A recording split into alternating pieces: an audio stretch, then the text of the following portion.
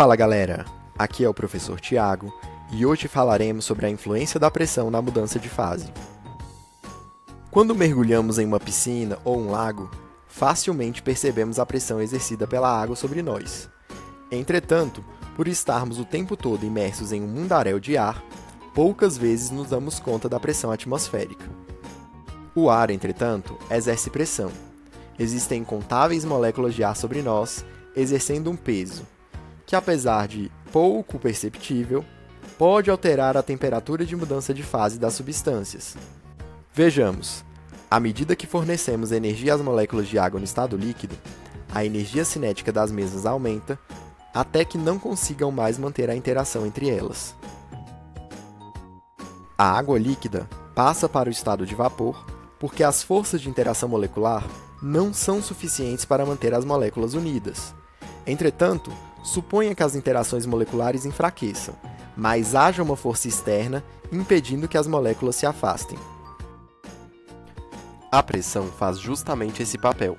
Segura as moléculas perto umas das outras, permitindo que ainda haja alguma interação entre elas. A mudança de fase só ocorre quando as moléculas estão agitadas o bastante para superar a influência da pressão.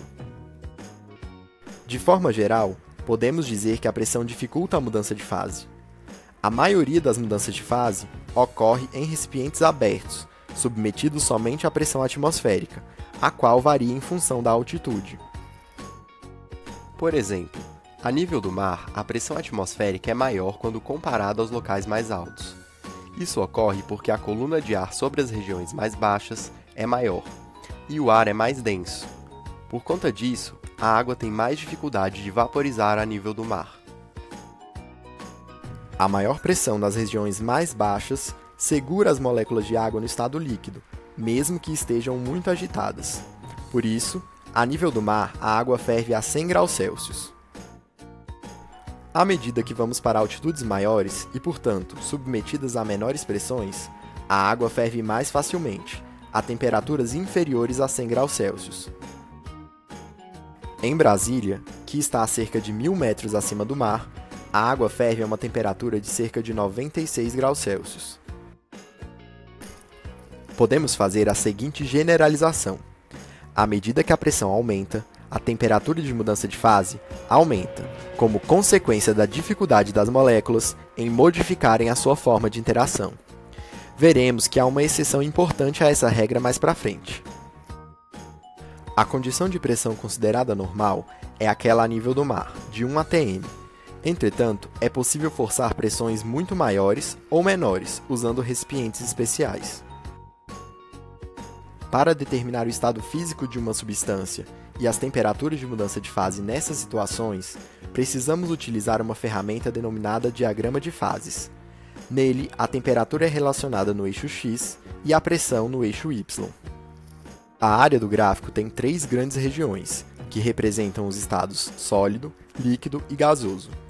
Quando combinamos uma temperatura específica com uma pressão específica, identificamos em que estado está a substância nessas condições. Cada substância tem uma curva própria. Por exemplo, essa é a curva do CO2. Quando submetida a uma pressão de 5 atm e temperatura de menos 78 graus Celsius, se apresenta no estado sólido. Entretanto, em condições normais de temperatura e pressão, ou seja, 25 graus Celsius e 1 atm, o CO2 se encontra na forma de gás, como já sabemos.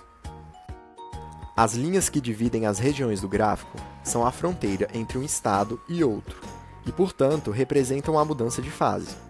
A curva laranja divide o sólido do líquido e representa, portanto, a curva de fusão.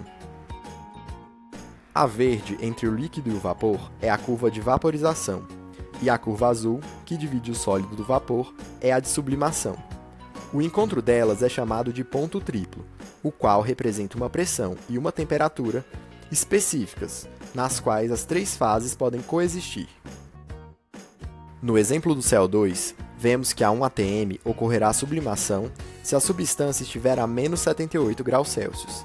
Entretanto, se aumentarmos um pouquinho a pressão, o CO2 estará totalmente no estado sólido. No próximo vídeo, falaremos sobre as características térmicas da água. Até lá!